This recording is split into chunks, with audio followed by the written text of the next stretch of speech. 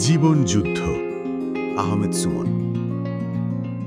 জীবন একটা ছোট্ট শব্দ, অথচ এর ভেতর লুকিয়ে আছে অসীম রহস্য আর অগণিত লড়াই। এই গল্প আফিয়ার, যার চোখের স্বপ্ন থাকলেও চারপাশের বাস্তবতা ছিল কঠিন। সে জন্মেছিল এক ছোট্ট শহরের ধুলো মাখা গলিতে, যেখানে প্রতিটি দিনই ছিল এক নতুন যুদ্ধ। আফিয়ার পরিবার ধনী ছিল না। বাবার বেকারত্বের চিন্তা আর মায়ের অসুস্থ শরীর, এই নিয়েই তাদের সংসার। ছোট্ট আফিয়া সব বুঝত, কিন্তু মুখে কিছু বলতো না।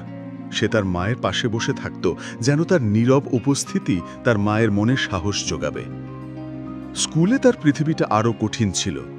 পুরনো জামা আর ছেঁড়া বইয়ের জন্য সে বন্ধুদের হাসির পাত্র হতো। অন্যরা যখন একসঙ্গে খেলত, আফিয়া ক্লাসের এক কোণে বসে থাকত, বইয়ের পাতায় মুখ গুজে নিজের কষ্ট লুকানোর চেষ্টা করত। কিন্তু আফিয়ার ভেতরে ছিল এক অন্যরকম আগুন। সে জানত, এই পরিস্থিতি থেকে বের হতে হলে লড়াইয়ের কোনো বিকল্প নেই। তাই প্রতিদিন স্কুল থেকে ফিরে সে বাড়ির এক কোণে হারিকেনের আলোয় পড়তে বসত। রাত গভীর হলেও তার পড়ার টেবিল থেকে আলো নিভত না।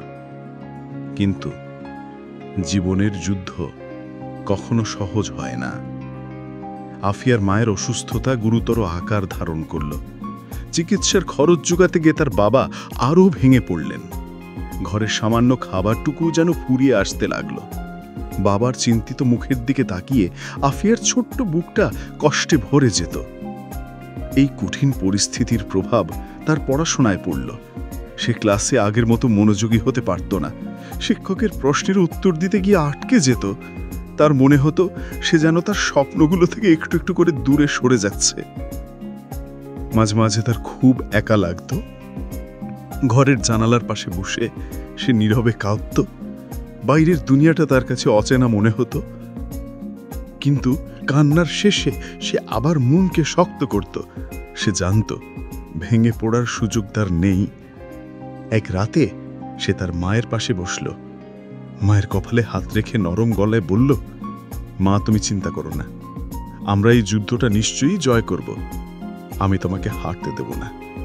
তার ছোট্ট হাতের স্পর্শে মা যেন নতুন শক্তি খুঁজে পেলেন। সেই রাতের পর থেকে আফিয়া যেন নতুন এক মানুষ হয়ে উঠল।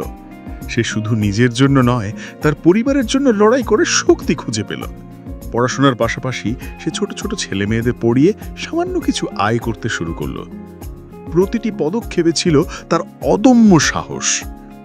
জীবনের যুদ্ধ হয়তো এখনো শেষ হয়নি, কিন্তু আফিয়া এখন আর একা নয়। তার সাহস আর ভালোবাসা দিয়ে সে তার পরিবারকে আগলে রেখেছে।